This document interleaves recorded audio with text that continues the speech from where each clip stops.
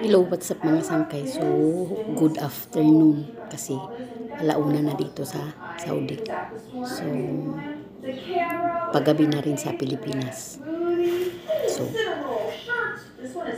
magkakape pa lang ako mga sangkay kasi tanghali na nagising. Mag-umpisa pa lang ako ng trabaho ko.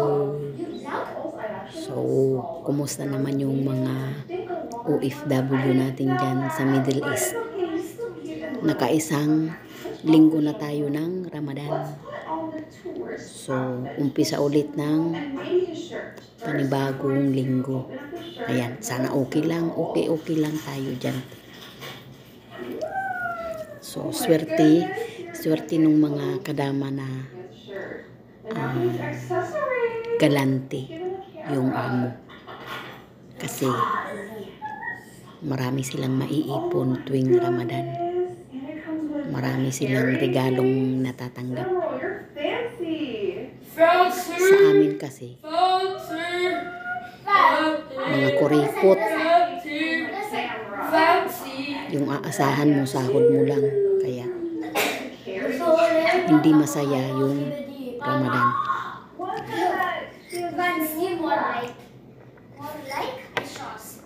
Kumbaga, hindi worth it yung puyat mo, yung pagod mo kasi wala kang matatanggap.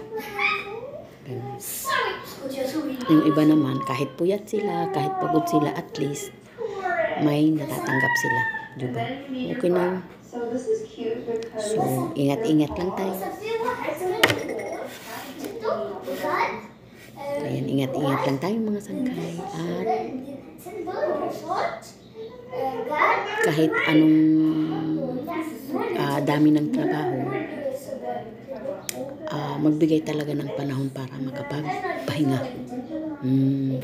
Huwag nyong gawing robot yung sarili nyo. Magreklamo kayo, sabihin nyo na hindi kayo robot.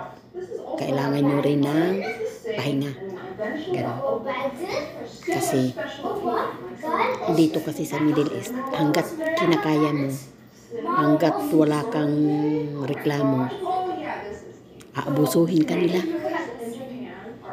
Akala nila okay ka lang palagi. Kaya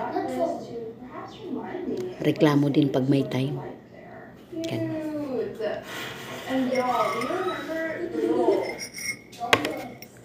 Siyempre pag bago ka pa lang, sunod-sunuran ka, diba?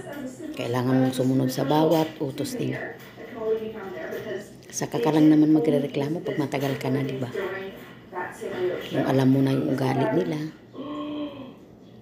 Ako ganun din ako dati, sunod-sunuran, lahat ng okay lang. Pero ngayon, nagrereklamo na ako. Aba, magpapakamatay kang dito sa Ramadan, wala ka naman natatanggap.